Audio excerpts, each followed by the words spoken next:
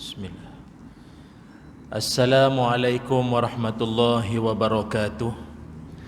Bismillahirrahmanirrahim. Alhamdulillahi rabbil alamin.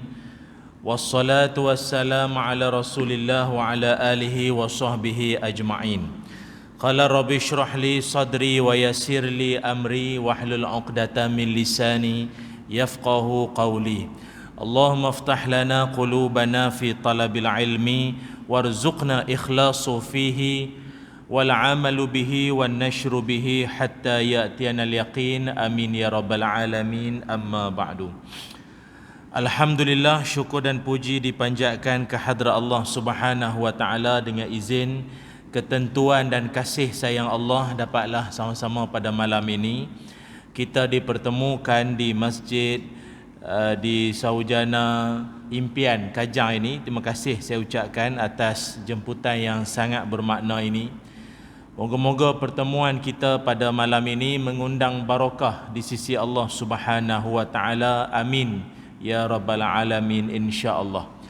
Muslimin muslimat yang dirahmati Allah sekalian, malam ini dengan tajuk yang seperti yang telah kita semua sedia maklum, usah kalah dalam menadah. Tuan-puan semua, kita semua sedia maklum sekarang ini kita berada dalam suasana bencana dalam bencana. Maknanya suasana bencana wabak COVID-19 belum lagi nampak trend penurunan yang terus turun, belum lagi.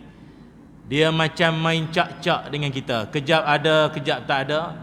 Dan sememangnya Nabi sallallahu alaihi wasallam memperjelaskan kepada kita, perangai wabak ini antara tabiat wabak. Ini wabak pun dia ada tabiat. Macam kita lah, tabiat kita kadang kalau dengar ceramah mata mesti rasa berat. Itu tabiat setengah orang di luar sana. Di sini tak ada, semua mata terang belaka kalau dengar kuliah ni. Wabak penyakit pun ada tabiat. Apa tabiat wabak? Nabi sebut sebahagian hadis, saya bacakan, yaji'u ahyanan wa yazhabu ahyanan. Wabak ni Nabi kata dia akan datang sekali-sekala dan dia akan pergi sekali-sekala. Kadang-kadang dia datang, kadang-kadang dia pergi.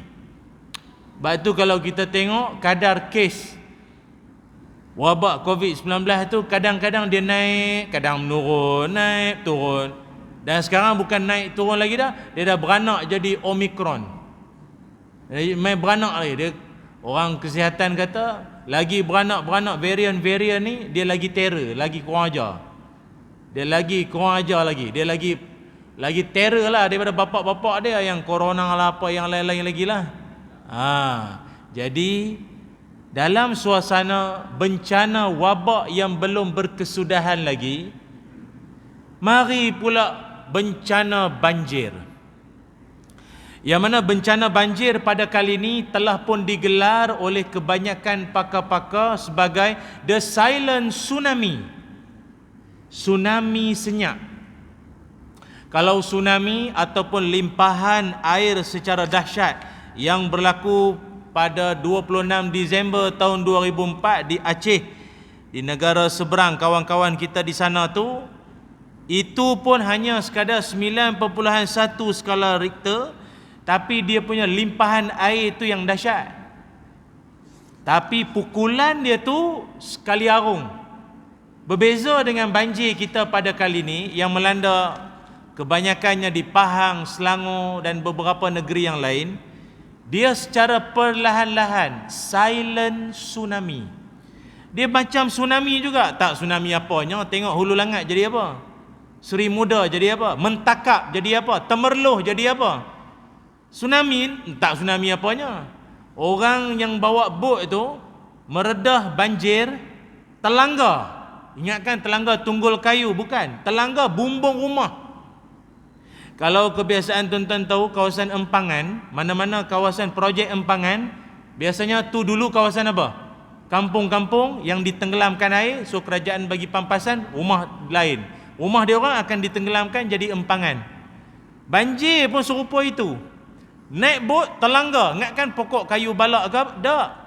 Bumbung rumah orang. Maknanya bukan Paling-paling tenggelamnya rumah tu setinggi 20 kaki. Tinggi tu, 20 kaki. Kalau orang yang duduk atas bumbung rumah tu, tempat terakhir dia atas bumbung, kalau dia terjun, umpama orang yang terjun ke laut lepas. Laut lepas tu gagah lagi. Bawah tu kita tahulah, batu karangnya, laut dalam. Ini banjir, bawah tu apa? Pagar rumah orang mungkin, traffic light mungkin bawah tu, pokok, tiang lampu. Bawah tu bukan kita tahu ada apa. Kayu-kayu apa yang tajam-tajam, itu yang banyak meninggal, berpuluh meninggal. Maka ini bencana. Ini bencana. Tu tak sebut lagi kerugian yang telah pun melanda. Apatah lagi bencana wabak satu hal, dan banjir ni yang paling orang takut sekali. Akibat dia 4 perkara. Pertama, jalan raya terputus. Karak highway tu, sekarang dah pulih sikit kot. Awal-awal itu terputus. Yang kedua, akan menyebabkan kerosakan, kemusnahan harta benda. Almari-almari kita bukannya jati. Almari semua kayu abuk, kembang habis. Pintu rumah tak boleh tutup. Pintu rumah tak boleh tutup, pintu kembang. Macam mana? Yang kedua, kerosakan harta benda. Di Shah Alam, hampir kira-kira 2 juta buku hancur musnah dan dilupuskan akibat tenggelam dalam banjir. Yang ketiganya adalah yang paling orang takut sekali banjir ni, kenapa? Kenderaan-kenderaan pun boleh hanyut. Kan ditemui ada orang meninggal dalam lori. Pasal dia nak keluar macam mana? Depan banjir, belakang banjir. Dia pun macam dia tengah-tengah. Dia macam orang apa? Terjerat, duduk tengah-tengah. Dia pergi sana pun tak ada apa, di sini tak ada apa. Dia duduk dalam tu, meninggal seorang-seorang, lemah dalam tu. Sebab banjir ni yang dahsyatnya dia, kalau orang yang naik kereta sedan, 30 cm cukup untuk mengapungkan sebuah kereta sedan, ketinggian banjir tu. Tapi kalau orang kata, tak apa, kami naik Land Rover, kami naik 4x4. 4x4 pun, kalau banjir tu dah setinggi 60 cm, atau bersamaan dengan ketinggian seorang lelaki dewasa, kelangkang dia dengan 4x4 pun hanyut. Tak boleh redah dah, tak boleh. Banjir ni satu bencana. Baik itu tuan-tuan, dalam suasana ini amat moleklah kalau kita sama-sama mengajak diri kita, tambahanlah lagi kawan-kawan yang terlibat mangsa-mangsa banjir ini, untuk kita memperbanyakkan menadah. Apa yang nak ditadah? Bantuan NGO, bantuan daripada yang berhormat. Yang nak ditadah bantuan dari Allah. Yang kita nak tadah malam ini, yang kita nak seru kawan-kawan kita semuanya, baik yang kena, baik yang tak kena sekalipun, marilah kita menadah. Dan amat moleklah seruan Tuanku Sultan Selangor malam esok dengan munajat menjelang tahun baru ni, kita nak menadah, nak bermunajat, nak minta pada Allah Subhanahu Wa Taala. Sebab bila bencana macam ni datang, dia bukan lagi benda yang kita kata agak nak kiamat dah kot tu yang datang pelik-pelik ni. Tak. Zaman Nabi SAW dulu juga pernah berlaku. Saya lupa lah, tadi banjir saya sebut 3 je kan. Yang keempat, akibat daripada banjir juga adalah penularan penyakit dan wabak. Kencing tikus, taun. Apa tak taunnya? Kalau dah air tu keruh, bercampur dengan air longkang, air loji, entah mana-mana bercampur. Dia kalau orang yang biasa, saya dulu rumah mak mentua saya lah di Sabak Bernam pernah banjir. Air yang naik mula-mula jernih. Parah buku lali, dia jernih dulu. Tak lama selepas itu, air yang naik tu adalah air keruh. Bila air keruh, tuan-tuan tak payahlah berasa selamat, tidur lena, tak payah dah. Dah boleh simpan barang dah. Air tu dah warna keruh, dia akan cepat mendadak. Dan keruh tu daripada mana?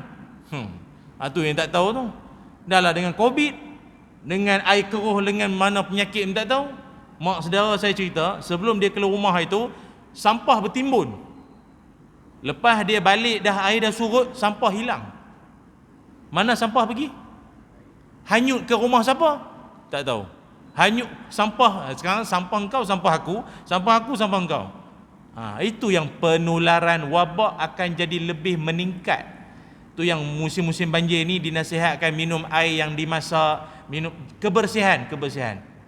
Tu. Sebab itu tuan-tuan yang dirahmati Allah sekalian, di zaman Nabi SAW dulu, Sayyidina Anas bin Malik radhiyallahu an pernah bercerita. Anas bin Malik radhiyallahu an dia pernah cerita ketika Nabi SAW sedang berkhutbah. Nabi sedang berkhutbah, tiba-tiba muncul satu orang laki-laki. Yang mana orang laki-laki ni, dia ni mewakili orang kampung dia. Agak dia tok empat ke apa tak tahulah. Dia mai orang kampung dia mari. Nabi tengah duk khutbah tu dia bagi tahu, ya Rasul, kampung kami kemarau, kering ya Rasul, kering kontang. Orang nak tak tahulah macam sekarang kan, kebunnya ladang habis, panas lama sangat. Kalau kita sekarang orang panggil apa musim apa, El Nino ke apa, tahun 2022 akan dijangka kemarau panjang. Tahun 2020, tahun depan tahun ni berlambak air, tahun depan dijangka ramalan. Kemarau ya Rasul, tolong. Nabi tengah khutbah tu. Maka Nabi SAW pun menadah. Nabi menadah tangan berdoa pada Allah. Nabi pun berdoa, mengangkat kedua tangannya dan berdoa, Allahumma aghithna. 3 kali Nabi ulang. Ya Allah, turunkan hujan pada kami. Ya Allah, turunkan hujan pada kami. Ya Allah, turunkan hujan pada kami. 3 kali Nabi ulang. Nabi yang doa. Memang Nabi yang doa. Anas bin Malik radhiyallahu an menceritakan, demi Allah, kat seminggu hujan. Hampir dalam hadis Anas bin Malik kata 6 hari hujan.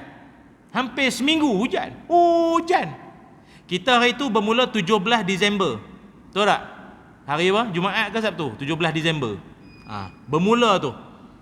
Dan masuk hari ketiga, lepas tu dia dah makin, hujan dah makin perlahan-lahan dan turun berhenti. Ini hampir seminggu hujan. Tuan-tuan bayanglah, hampir seminggu. Hujan tak berhenti pula, kat seminggu hujan. Akhirnya mari pula orang lain, ya Rasul, banyak pula hujan banyak ya Rasulullah. Hujan banyak sangat. Minta tolong ya Rasul, hujan ni tolong adjust sikit macam mana. Lama pula hujan, kat seminggu hujan macam mana ni. Ya Rasul, minta tolong. Maka Nabi SAW pun menadah tangan dan berdoa dengan doa yang kita pun dah biasa amal. Allahumma hawalaina wala alaina. Ya Allah, jadikanlah hujan ini dia turun di sekitar kami, bukan ke atas kami. Dia turun pada bukit-bukit, gunung ganang, tempat-tempat lain, bukan menimpa ke atas kami. Nabi punya doa. Dan akhirnya hujan pun berhenti. Saya ingat tuan-tuan lepas ni kalau dah nampak hujan tu nampak gaya tak berhenti bolehlah doa ni. Panjang sikitlah. Allahumma hawalaina wala alaina. Allahumma alal akami wazzarabi wa butunil audiyati wa manabitis syajar. Panjang pula. Kita doa makan tu yang ingat pun, Rabbana atina fid dunya hasanah tu paling kuat pun. Panjang-panjang tak ingat dah. Kunut pun bergagah. Kena ingat juga pasal nak menikah lu Tok Imam tanya doa kunut panjang pendek pula, boleh main-main pula. Jadi sekarang ni belajarlah hafal doa tu paling pendek. Allahumma hawalaina wala alaina. Cukup. Yang tu pun jadilah. Tu doa tu. Ya Allah, jadikan hujan hak duk turun banyak ni ke kawasan lain, bukan lagi ke atas kami. Itu minta pada Allah Subhanahu wa taala. Cuma dalam riwayat Anas bin Malik ni tidak menceritakan bahawa kejadian banjir pada zaman Nabi sallallahu alaihi wasallam. Cuma hujan tak berhenti tapi tak ada sampai banjir. Itu Allah punya kuasa lah, Allah punya kuasa ya. Kita ni tak tahulah kot, barangkali duk lempar banyak sampah dalam longkang kot, sumbat banyak, tahulah, wallahu alam, ataupun ada aktiviti-aktiviti yang tak sepatutnya, tidak menyantuni alam sebaiknya, maka terimalah akibatnya. Wallahu alam. Muslimin muslimat yang dirahmati Allah sekalian. Oleh kerana itu, bagaimana cara untuk kita nak menadah dan minta pada Allah Ta'ala, dan jangan sesekali lemah dalam menadah. Maknanya jangan berasa jenuh dalam berdoa. Faham tak jenuh? Maknanya malas nak berdoa, serupa itu dah lah stage 4 dah. Elok mai banjir pula. Dia rasa macam hidup dia tak putus-putus dengan ujian, pas musibah letih, malas berdoa, minta tak dapat. Itu yang maksud saya, jangan kalah, usah kalah dalam menadah. Jangan rasa malas, jangan. Kita ni dalam hidup, kalau Allah uji kita bagi musibah ni, ingatlah, itu pun juga tanda Allah sayang. Innallaha ta'ala iza ahabba qauman ibtalahu.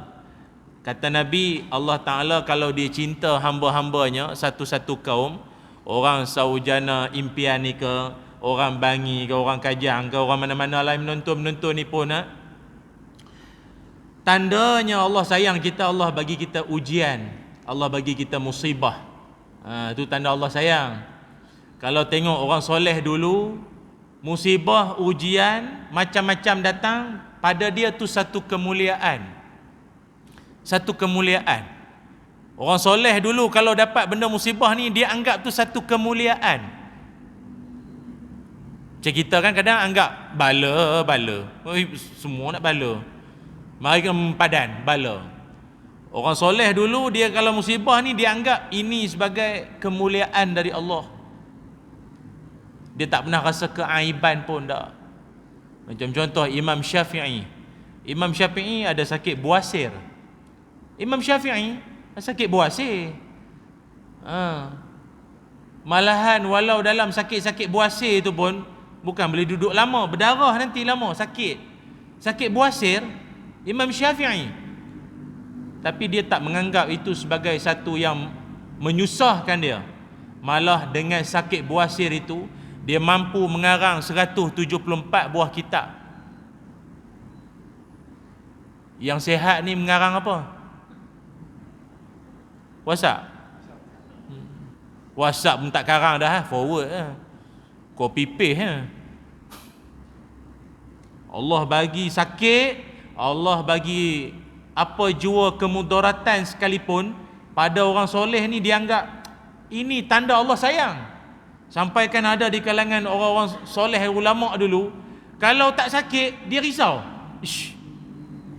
Allah ingat tak lagi ni kat aku ni. Dia kata Allah ni ingat tak lagi kat aku ni, sihat manjang. Kalau kita kan lagi sihat lagi belagak. Tengok ni 70, apa sakit pun tak ada. Belagak.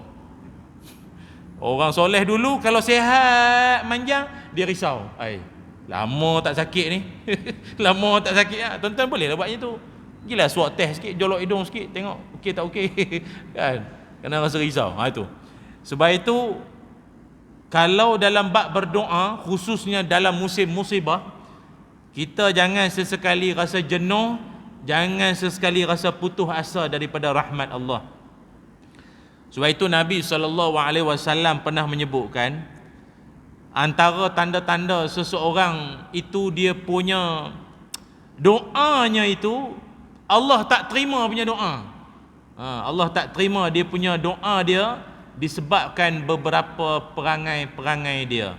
Jadi malam ini insya-Allah saya nak kongsikan pada tuan-puan semua muslimin muslimat, juga penonton-penonton, pelayar-pelayar. Ni apa, Facebook ke YouTube ke apa ni?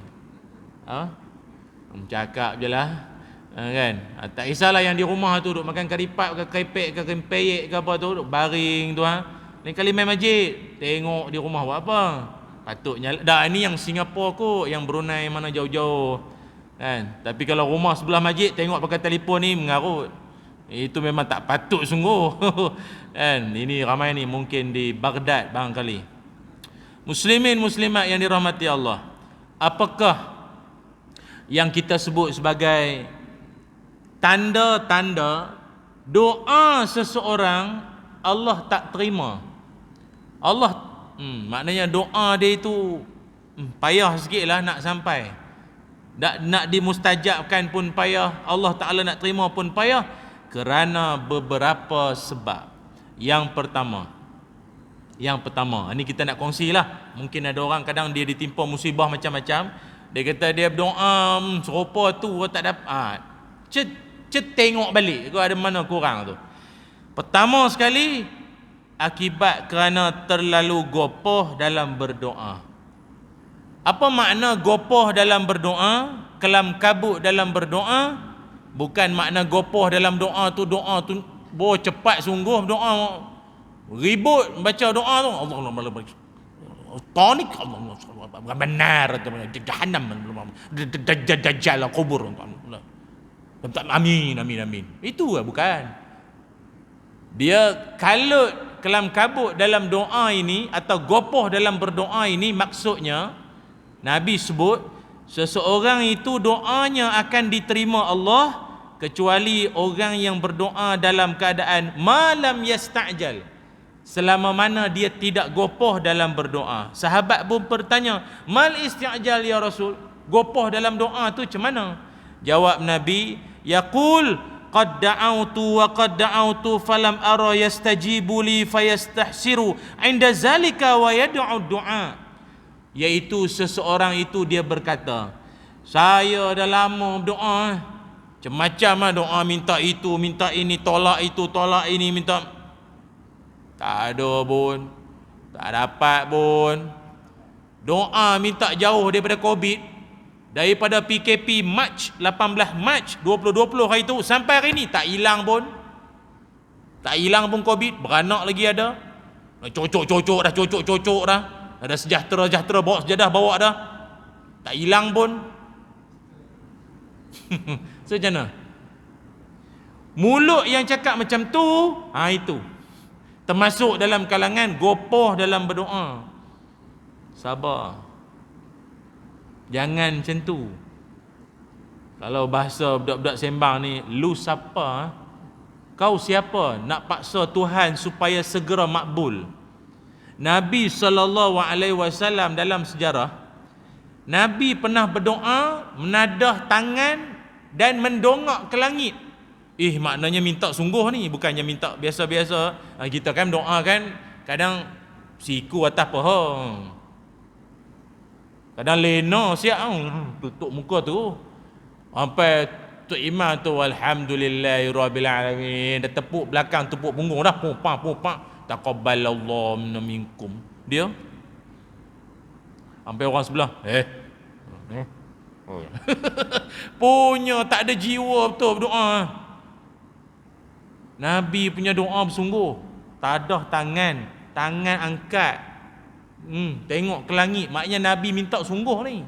Minta apa? Nabi minta pada Allah supaya arah kiblat solat yang dulunya menghadap ke arah Masjidil Aqsa di Palestin, dialihkan menghadap ke arah Masjidil Aqsa di Mekah. Masjidil Haram di Mekah. Nabi doa minta. Berapa lama agak-agak? Allah perkenan tak? Kenal tak? Kenal lah, tidak menghadap mana selama ni. Tapi setara nak perkenan tu berapa lama Nabi duk minta. Berapa lama Nabi minta? 17 bulan. 17 bulan ni nisbah setahun berapa bulan? Setahun setengah lah, lebih kurang setahun setengah. Yang doa tu bukan Tok Imam, bukannya mufti, bukan penceramah. Yang doa tu Nabi. Allah perkenan setelah setahun setengah doa yang sama, baru Allah perkenan. Apa Allah nak ajar kita? Kalau aku punya kekasih pun doa setahun lebih baru makbul, lu siapa? Lu Nabi kah? Tak Nabi subuh pukul 8.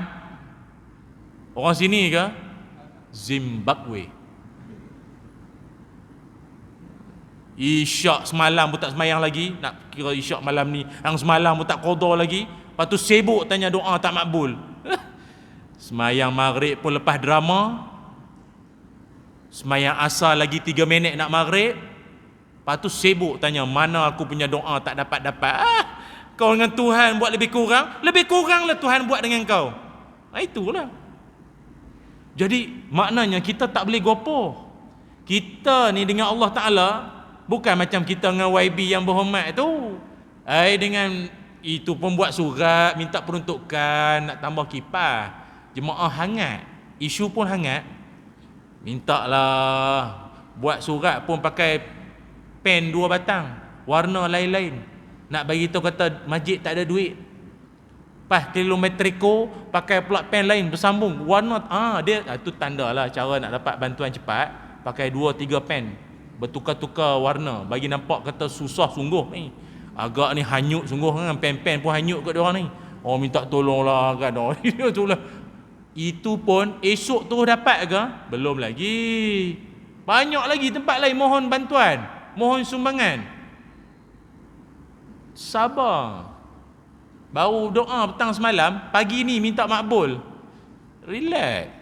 Sebab itu kita dalam hidup ni, Allah nak ajar kita dalam doa ni kena banyak sabar sikit. Jangan gopoh, jangan terlalu kelam kabut dalam berdoa ni. Bertenang. Akan tiba masanya Allah akan perkenankan. Itu yang pertama. Yang keduanya, kebanyakan daripada setengah orang ini, bila dia berdoa kepada Allah Subhanahu Wa Taala, doanya itu silat hari bulan, bukannya lambat makbul, tak makbul terus, tak diperkenankan oleh Allah Ta'ala terus. Apa sebab?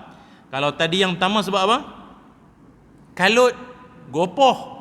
Yang kedua kerana mungkin disebabkan dia ini take for granted, ataupun dia ni berlebih kurang dalam bab halal haram. Benda yang berkait dengan halal haram ni dia adjust lah. Semua nak halal haram, lapar lah, makan bantai lah. Dia kira bantai selimut tu kan ada orang macam tu kan. Kita bawa dia pergi travel, pergi negara-negara yang pelik-pelik sikit, kita bagi tahu dah, ini semua kita menginap je sini makan kita masak sendiri, pasal sini makanan semua tak halal. Jadi kita akan masak sendiri dekat homestay kita. Esok kita akan pergi kawasan yang memang majoriti Muslim. Sana halal, sini tak halal.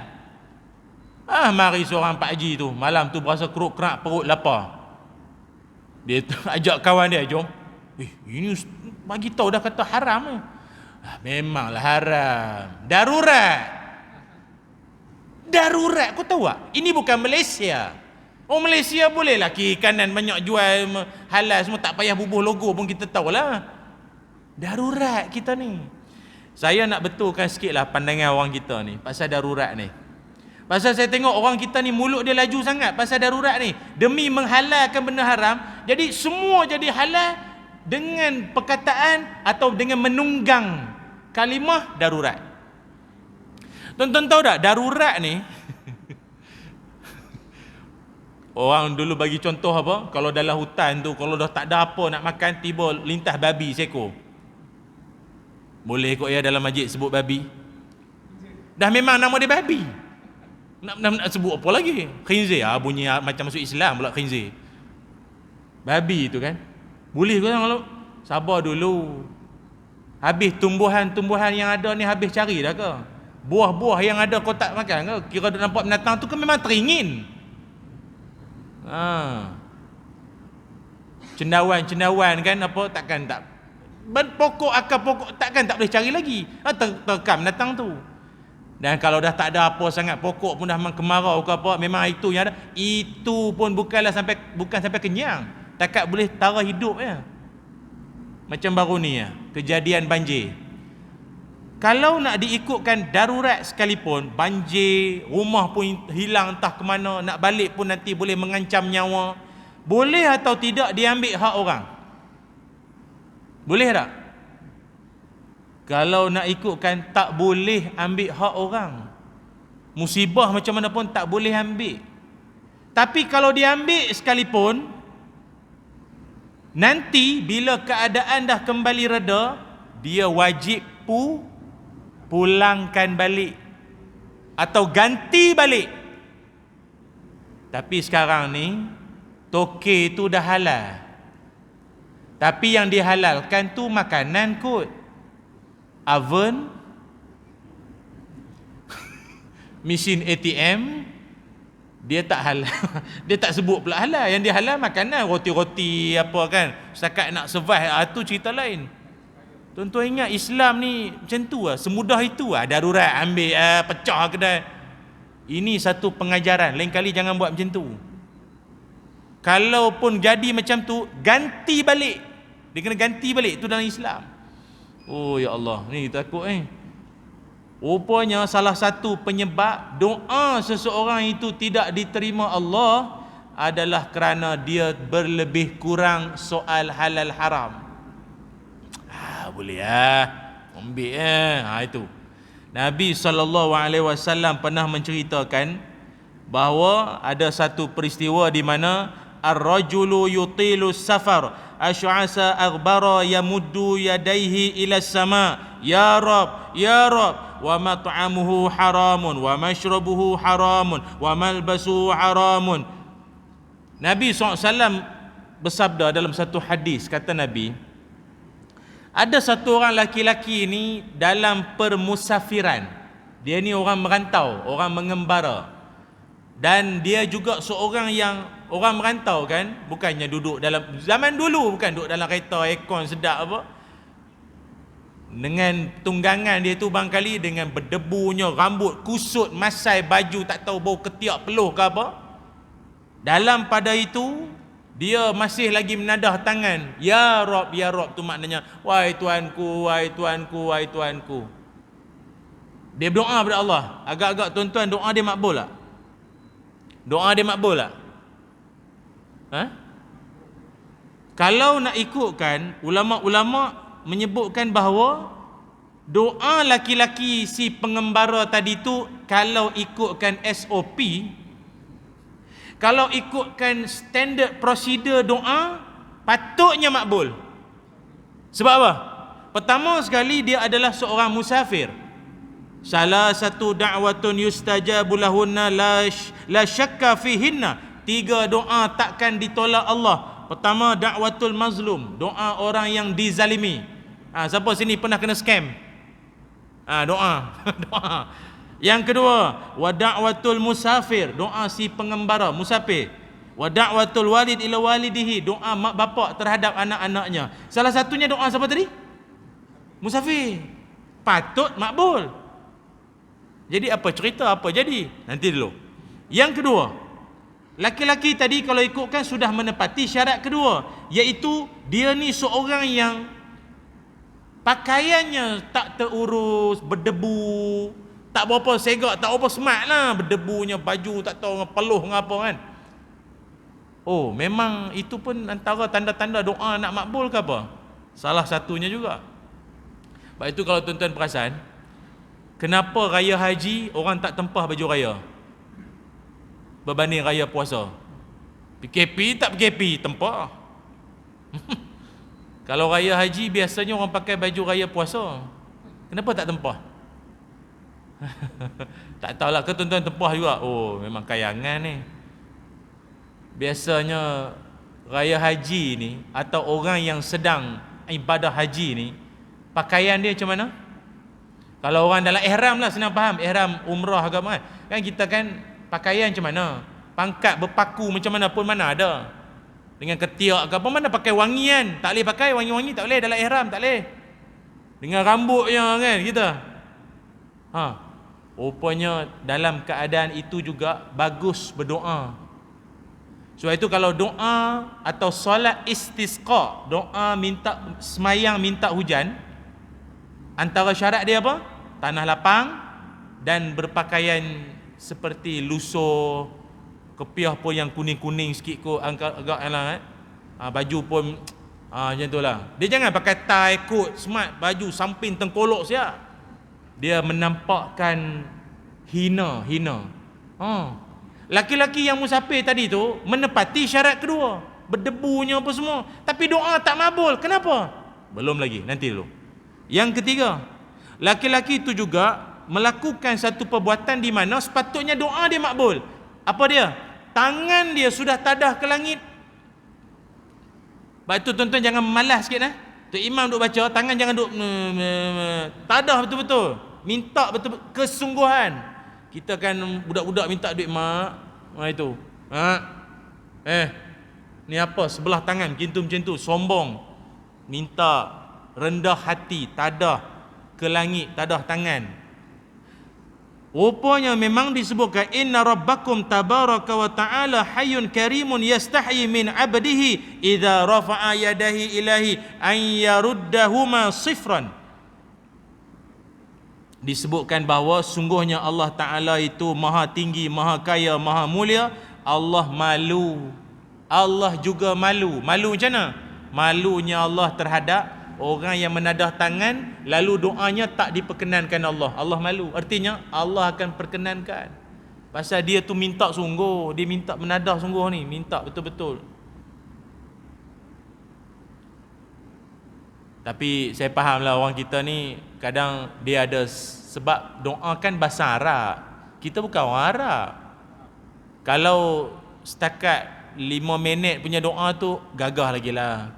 Mari masuk minit ke-10. Lepas tu imam tu pun bunyi Rohingya, Palestin, Afghanistan. Bunyi doa luar-luar dah ni. Jauh sangat. Dia pun mula nurun dah. Dan tuan-tuan rasa bila doa tu akan naik balik? Rabbana atina fid dunya hasanah. Dia naik balik. Dia tahu dah.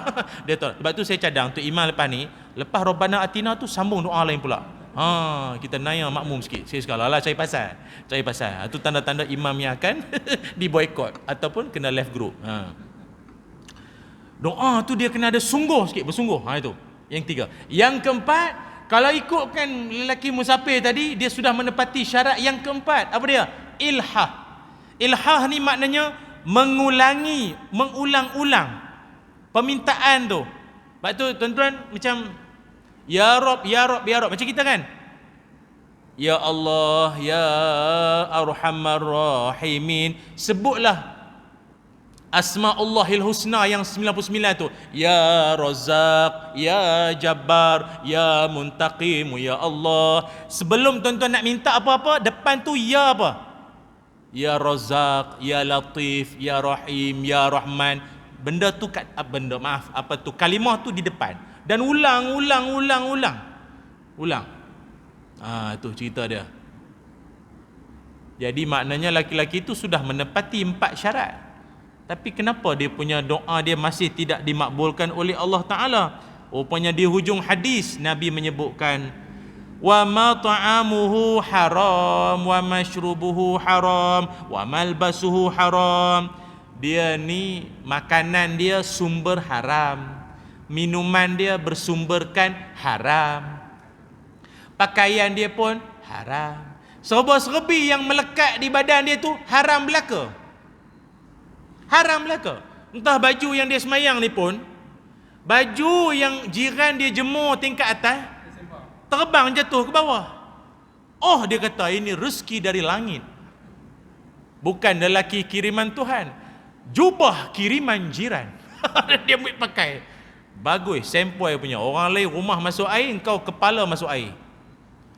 Apa benda punya perangai? Ada orang macam tu. Rezeki itu bukan rezeki. Tu laknat kau tahu, ambil barang orang. Masjid bagi tahu dah. Bungkusan makanan di luar, ambil seorang satu ya. Ambil seorang satu, karipap seorang sebiji boleh Sebiji karipap seorang satu. Dah dia bantai. Baru lepas dengar 2-3 karipap dia balun. Alah masjid duit banyak, kutipan beribu-ribu Jumaat, takkan karipap sebiji. Ini bukan kira kutipan Jumaat beli karipap. Soalnya kau tu tak amanah. Rasa nak ambil lebih, di rumah tu kan ada menantu, ada cucu cicit belaka, bagi tahulah dengan masjid, lebih sikit ambil boleh. Bagi tahulah. Tu macam mana tuan-tuan? Lepas tu gaduh doa tak makbul.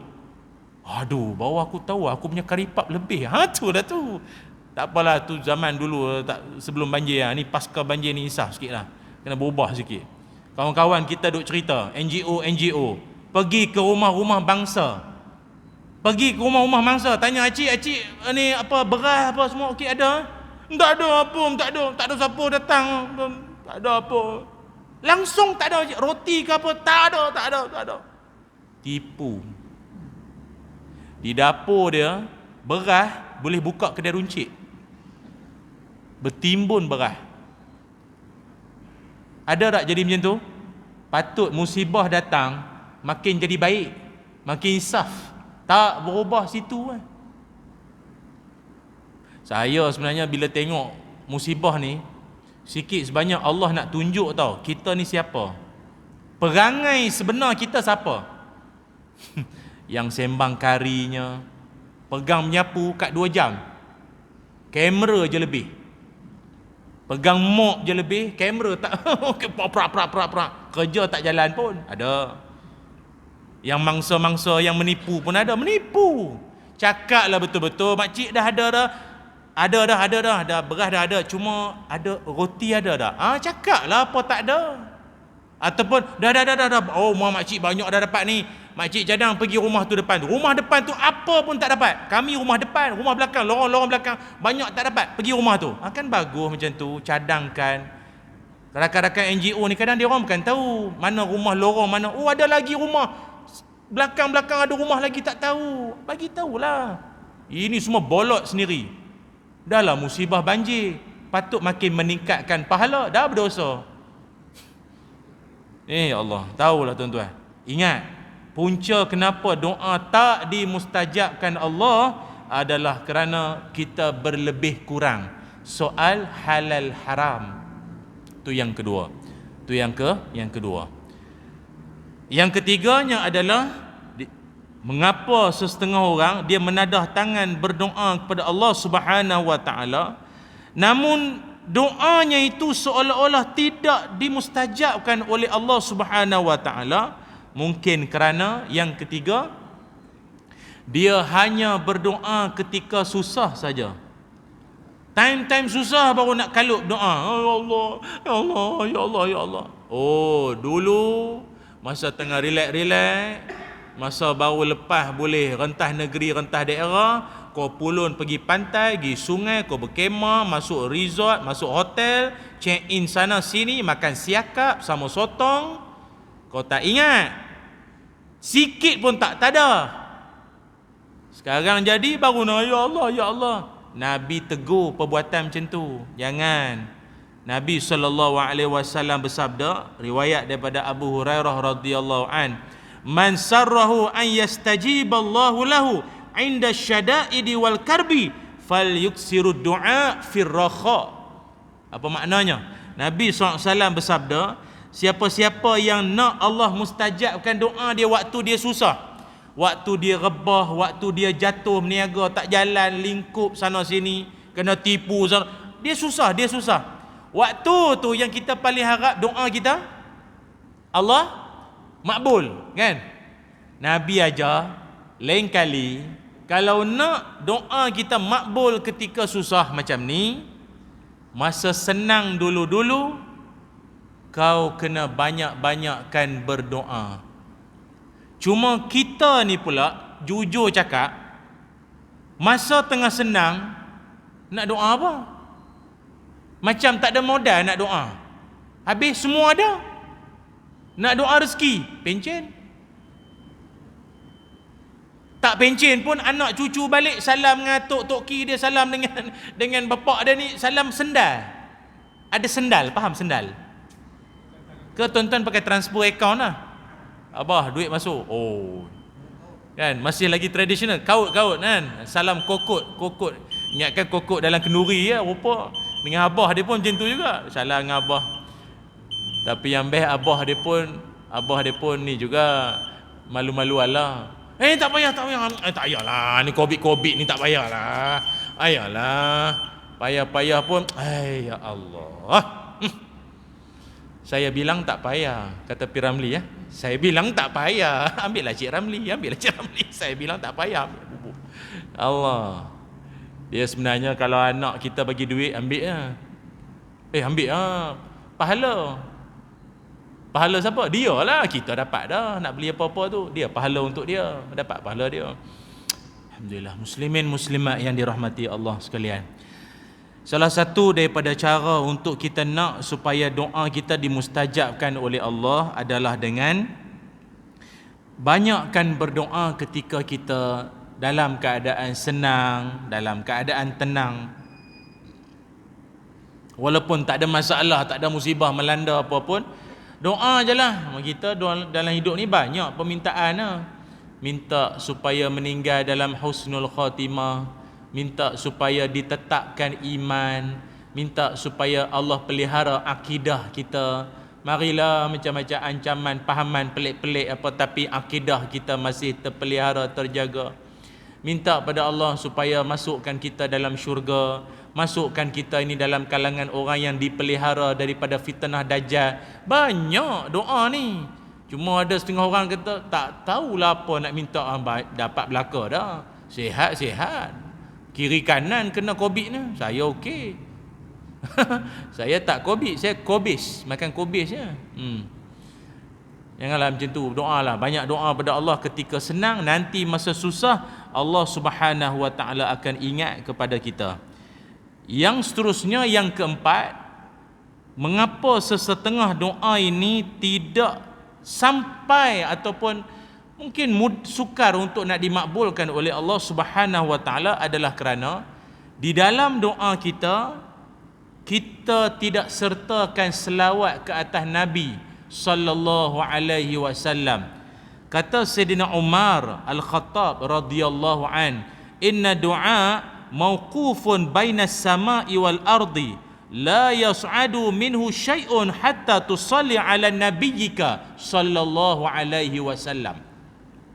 Kata Sayyidina Umar Al-Khattab radhiyallahu an, sungguhnya doa seseorang itu boleh tersekat, terbatas, tersekat, tak naik ke langit. Antara langit dengan bumi itu dia tergantung. Sehinggalah kalian semua, kita semua, doa itu sebutkan sama selawat ke atas Nabi sallallahu alaihi wasallam. Baik itu tuan-tuan, kalau berdoa semoleknya awalilah dengan Allahumma salli ala sayyidina Muhammad wa ala ali sayyidina Muhammad. Kemudian doalah atau dengan permintaan masing-masing. Itu doa. Ataupun kalau tengok cara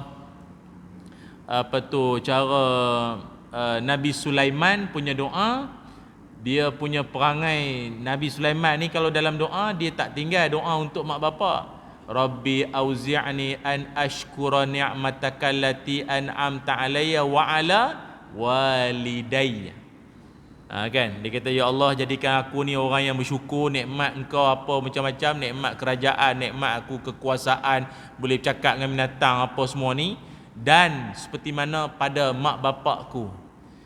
Jadi kita pun dalam doa jangan lupa doa untuk mak bapak masing-masing, doa untuk mak bapak kita masih hidup atau yang telah meninggal dunia.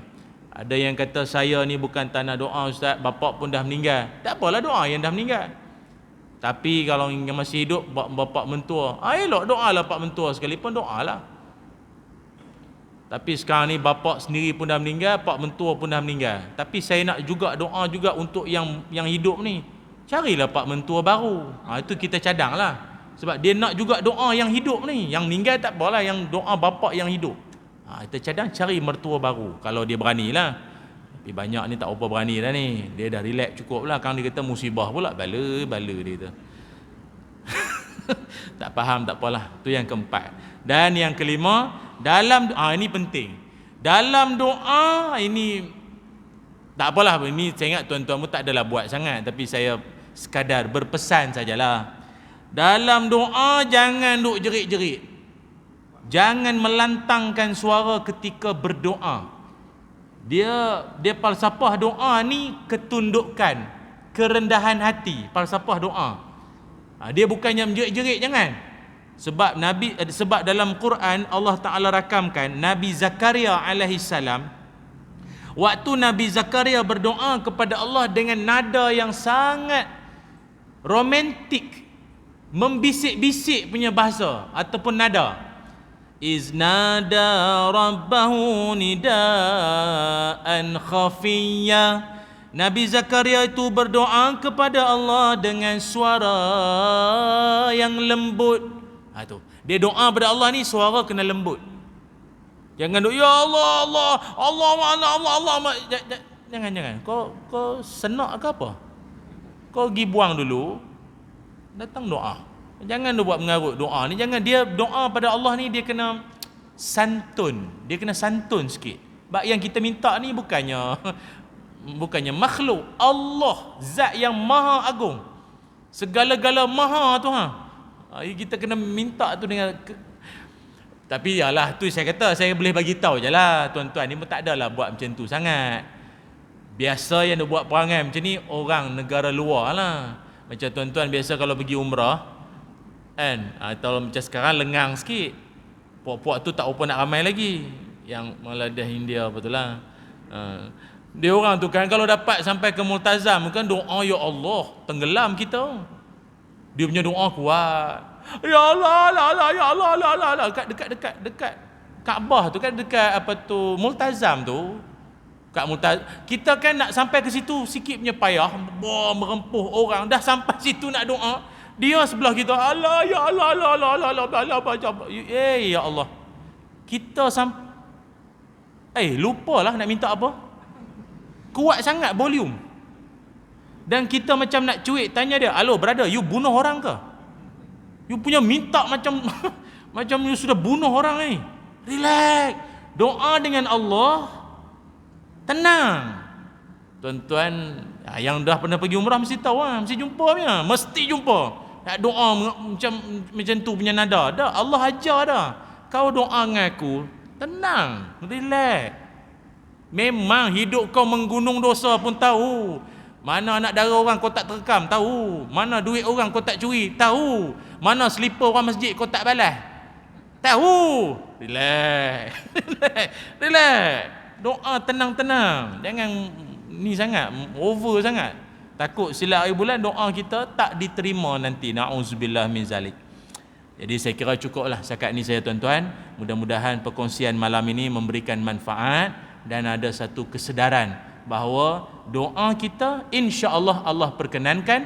Dan sebagai penutup daripada saya akhiri dengan satu hadis yang mana Nabi SAW, Nabi pernah ditanyakan tentang, "Ya Rasul, doa paling Allah dengar bila?" Doa paling Allah dengar, Allah dengar doa kita bila? Macam kita ada apa-apa urusan dengan bos, biasa soalan kita apa? Tuan Haji punya mood okey? Dia punya mood okey ke? Uish, aku tengok dia okey. Masuk pintu nyanyi lagu Pok Ye Ye.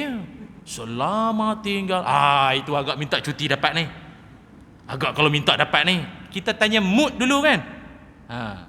Allah kita taklah kata ada mood. Tapi dengan Allah ni dia ada masa-masa dia. Dia ada masa-masa dia. Doa didengari. Untuk pengetahuan semua, berdasarkan hadis Nabi SAW menyebutkan riwayat Imam At-Tirmizi, ada dua doa paling Allah dengar.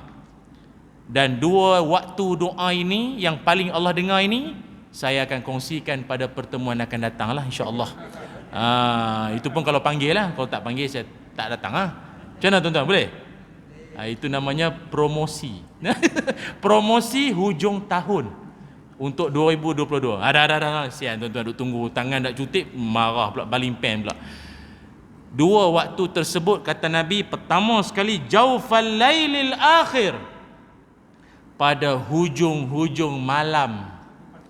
Maknanya tengah malam yang hujung. Nak menjelang nak ke subuh tu, dekat-dekat nak ke subuh tu, waktu tu.